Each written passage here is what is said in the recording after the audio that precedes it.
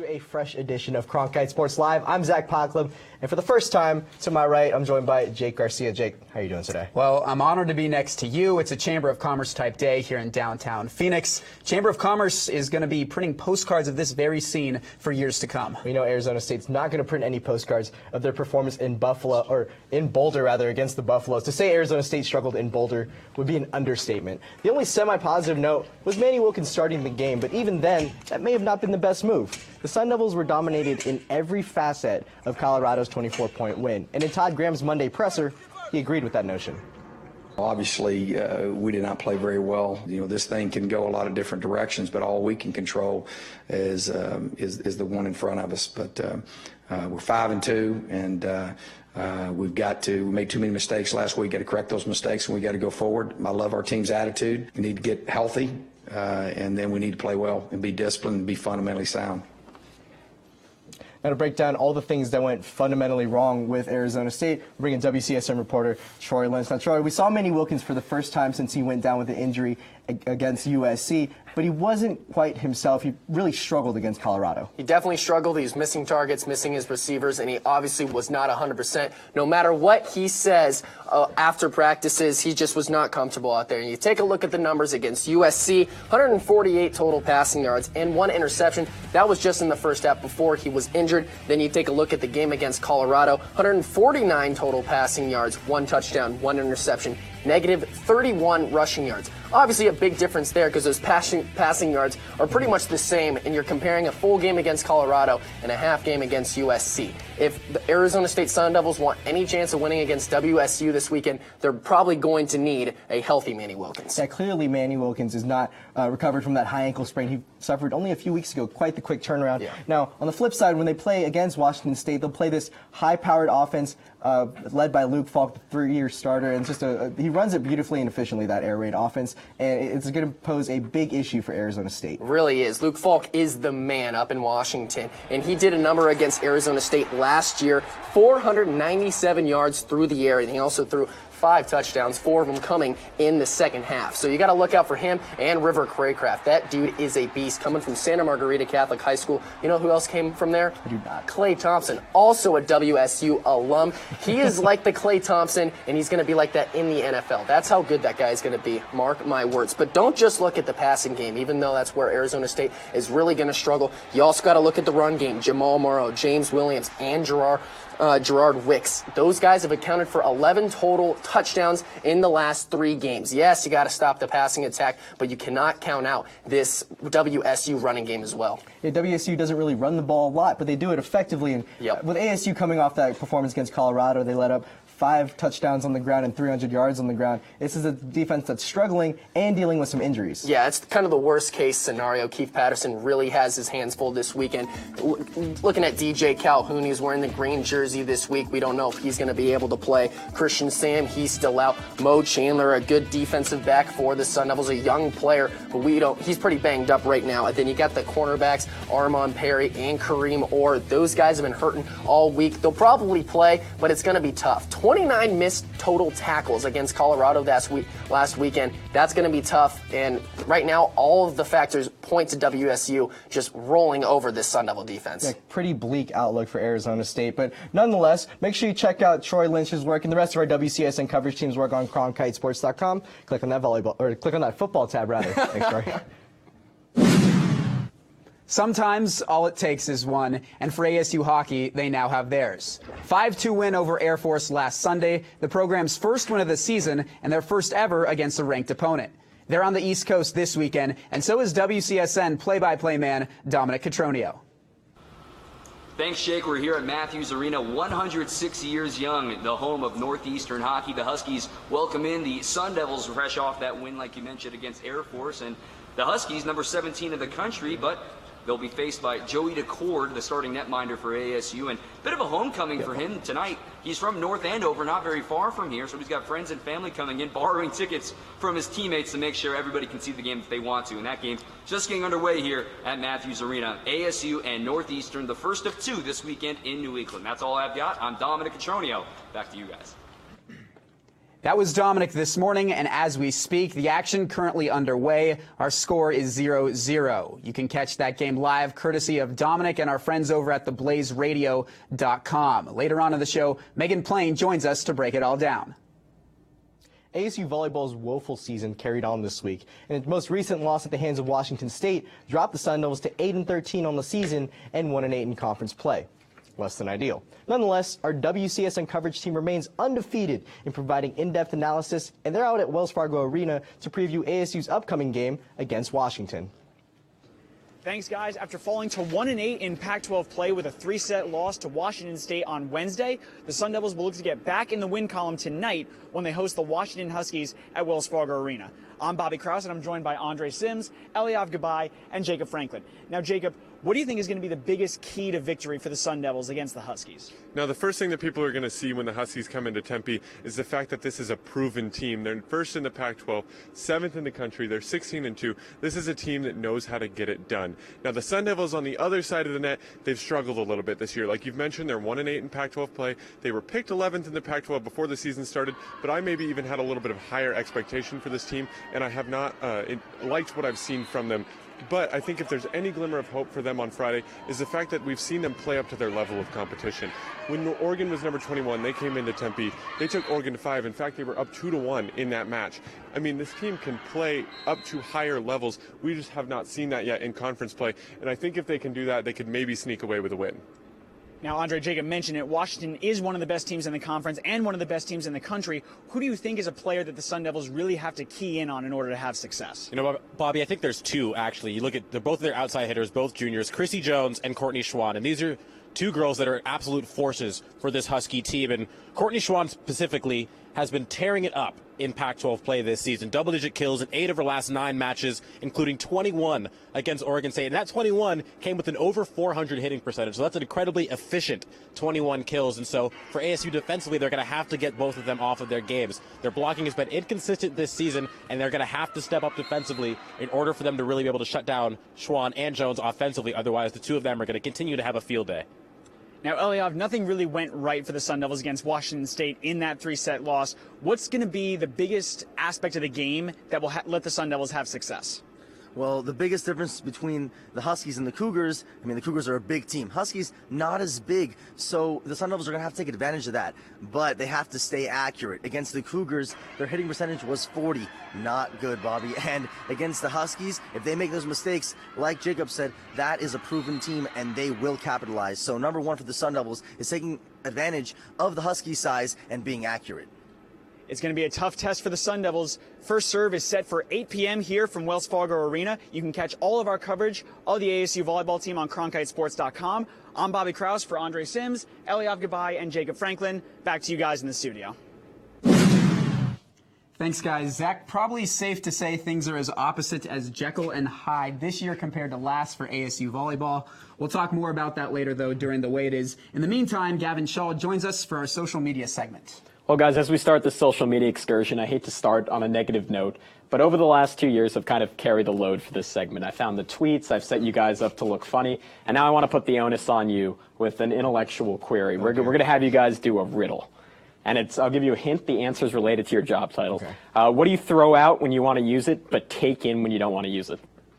Well, it says an anchor right there. All right, well, yeah, I know. Yeah, that's offensive to Jake and I. We're anchors. I don't want to be thrown out when I want to be used. That just sounds awful. I know that over the years of your coverage with ASU volleyball, you and Cassidy obviously know each other, so I'm wondering if she's just subtweeting you right there. I just can't speak on that. That'd be my guess. That was my impression as well. On to the second tweet, courtesy of the man to my right here, Jake Garcia, kind of poking fun at Mike Leach for taking another shot at Arizona State for allegedly stealing signs, despite very little evidence to that being a thing. Guys, the question I have for you, why would someone who loves pirates so much be so upset about someone stealing something? Well, Zach's the pirate guru on Mike Leach and how that relates to him. I'm just the guy who supplied the tweet. I went far and wide to try and figure out what he was talking about. He called it a sign-stealing command center. Best I could find was a social media command center. And it's funny because that's right next to the media workroom. And you would think if they're doing anything fishy in there, the media would certainly expose them. Yeah. Hasn't happened, though. All I have to say about stealing is Mike Leach's signature offense, the air raid,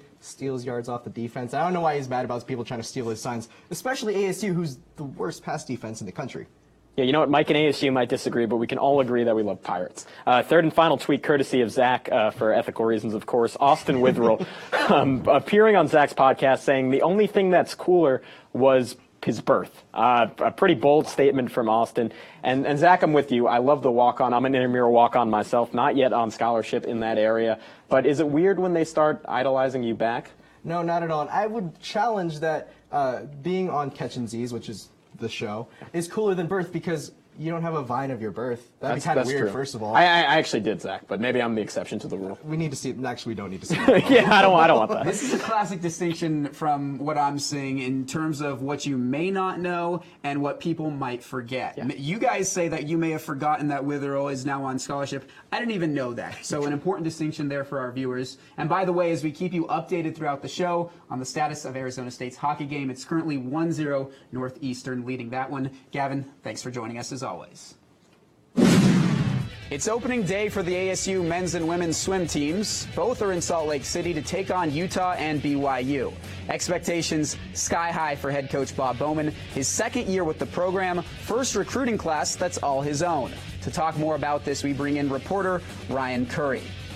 Ryan, we saw the Sun Devils sit down you did with Bob Bowman. Yep.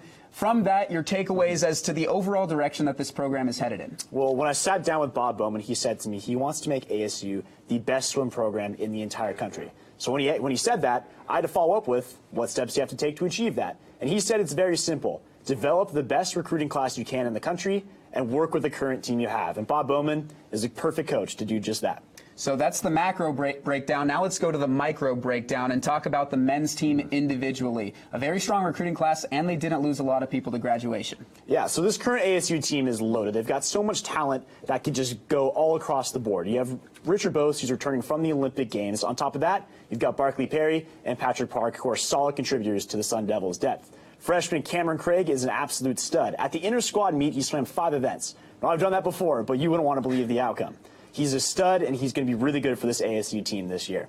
You've said before that the relay team is shaping up to be the best part about the team. Yeah, absolutely. So give me the breakdown of that. What's the potential lineup looking like? Well, if you start with the medley relay, you go and you have Richard Bose is going to lead off on backstroke. Followed by that, you got Thibaut Capitan and Andrew Porter, 2 redshirts from last year, and they didn't swim. Andrew Porter is one of the best butterflyers in the entire country. And rounding off that relay, you've got star sprinter Tadas Deskinis. So that's the medley, now the freestyle. And the freestyle relay is going to be actually kind of similar to that. They're going to lead off with Richard Bose, who is a star sprinter. After that, you're going to have Tadas Deskinis, another good sprinter. On the 200 free, Andrew Porter is doing a good job at the 50-yard freestyle. Patrick Park as well. The only difference is between those 2 relays is Cameron Craig is going to replace and be the anchor for that relay. If you haven't checked out Ryan's Sun Devil Sit Down with Bob Bowman, it comes highly recommended. Head over to Cronkite Sports YouTube channel. It's the video with the most views this past week. Ryan, thanks as always. Absolutely. Thank you. The Sun Devil hockey team is well underway in their first 2 games of their games against Northeastern. Right now, we've got a score update. It's still 1-0 Northeastern midway through the first period. And we have a coverage team in Boston, but our own Megan Plain is here in studio. She's been watching the team all season and watching the game up until now. Now, Megan, Arizona State's coming off the best win in maybe program history since they've been in Division I against Air Force. And so how are they able to do that? And then how are they able to carry the momentum into this weekend against Northeastern? You know, Zach, I'm going to point out a single player from that victory. Captain Dylan Holman, he was on a line with Wade Murphy, Balargian. And you know what? After the win, Coach Powers mentioned that Dylan Holman is considered the line doctor of the team. You throw him on a line and you're going to see improvement. That's exactly what happened from Friday to Sunday. You saw that improvement. They picked up the win. Another thing was the energy they brought in that win. It was lacking on Friday being in such a huge arena, an NHL arena, but then even goaltender Joy Decourt, so that when he looked over at the bench during that victory, he saw huge improvement. The energy was way up. So those are 2 things they really built on heading into that win, and that momentum can really be a benefit now that they're away at Northeastern and maybe help them keep up with such a good ranked team. Now, the Sun Devils, that was a great win against Air Force, but it was also their first win of the season. They're 1-3 on the year so far, a less than stellar start to the season. So, but, you know, with their opponents and with the talent on the roster, maybe their record isn't as indicative of their talent level and what they may do going forward. Yeah, Zach, the record definitely doesn't look that great, but when you look at the opponents, there are a lot of positives there to take away. Yeah, the first game they lost 9-2, but only 3 of those goals from Notre Dame were gotten on full strength. So when you look at that, the fact that they didn't know that there were rule changes, I mean, that plays a big role in that loss. You look at the next game, they lost by 2. Heading ahead to Air Force, they lost that first game by 1, won the second game against these 2 ranked opponents. They did a pretty good job keeping up, so I think that's huge for a new program, a young program. So looking at that, putting the losses aside, I think that's huge just to see how they've done against these top-ranked teams. Yeah, certainly ASU is on a potential upswing. Thanks, Megan. Great stuff as always. Now be sure to stay with us on Twitter for the latest on Sun Devil hockey. Check out both at Cronkite Sports and follow our reporter Dominic Cotronio. Dom is also calling the game for Blaze Radio, so do yourself a favor and tune in. Arizona State soccer, and you look at the Pac-12 landscape as a whole, it's as top-heavy as you can get. Of the top 6 teams, 5 of them are ranked, and on the other end of the spectrum, you have teams with either 1 or 0 wins. None of those teams boast a combination of wins that's greater than any one of the top 6 teams. Now, the Sun Devils taking on Oregon State last night. It was a chance for them to get healthy against a winless Beaver squad, but 2 goals late in the game, 80th and 84th minute, ultimately propelled the Beavers to a win. Sun Devils have 3 conference games at home to close out the season. Last Friday, Sun Devil fans had the chance to meet both ASU basketball teams in the first ever Mill Madness. The 2 teams came in with the police escort and were introduced to the fans one by one before holding a skills contest, 3-point shootout, and of course, a dunk contest. Junior forward Torian Graham won his 2nd straight dunk contest with his Torian special. You saw it right there. And overall, it seems like a new tradition was born in Tempe. Just one way for the team to get excited for the new season. Now, Bobby Hurley is in San Francisco today at Pac-12 Media Day, talking about what he expects in the coming months. Yeah, too caught up in where we're projected to finish. You know, my second year at Buffalo, we were projected to finish 4th in the Eastern Division of our conference, and finished first, and went to the NCAA tournament. You know, I love our perimeter and our guard play and our depth on the perimeter. And I think we're as good as anybody, and that's going to put some pressure on my guys to live up to that. But I think they're more than capable. Both teams tip off their 2015-16 campaigns on November 11th in Tempe, and the Fighting Bobby Hurleys are hosting the UC Santa Cruz Banana Slugs, great name by the way, in an open exhibition on November 3rd. Now, Jake, you know I'm just ecstatic for college basketball to come back, but that won't be relevant for a couple of weeks. But what's relevant now, it's the way it is. You know how it goes. 3 questions each, really quick answers. Hopefully I win for the 3rd straight time. Jake, first question to you.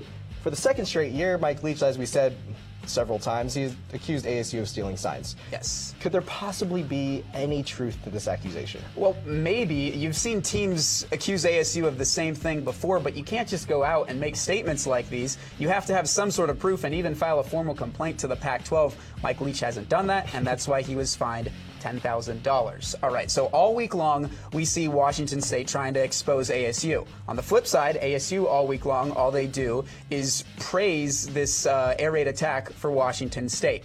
Is this the best air raid team in the country, and specifically the one that ASU will face this weekend? Well, ASU has faced Texas Tech and Cal, who both have air raids, or for Cal, bear raid. And I think this is the purest and most efficient one. When you think about Mike Leach, he's the architect of this offense, and Luke Falk, this is his 3rd year running it. So I think it's going to be the most efficient. It's already starting to confuse ASU's defense. Talked to Tayshawn Smallwood. He said, you know, Luke Falk kind of holds onto the ball longer than the other 2 quarterbacks they face. And then you ask Gumpay, the cornerback.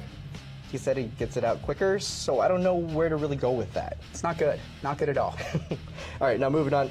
ASU volleyball is a team that's down in the dumps right now. I follow them pretty closely. You haven't followed them as closely, so I need an outsider's perspective. Is there anything to be optimistic about for this program? Yeah, third-party observer here, no personal investment in the matter, so I'll give you it just like I see it. Ivana Jeremic, she is the lone bright spot I can see right now on this team. Why? Because she's a freshman starter, and when you're struggling so badly in the present, you look for the future, and right now she represents that future for ASU volleyball. Now on to ASU basketball. We teased it before, and now we're actually talking about it. CBS Sports came out with their preseason poll and ranked Arizona State 81st. Too high, too low, or just another preseason poll that's meaningless? If you want to be an optimist, you can say ASU is in the top 4th in the country.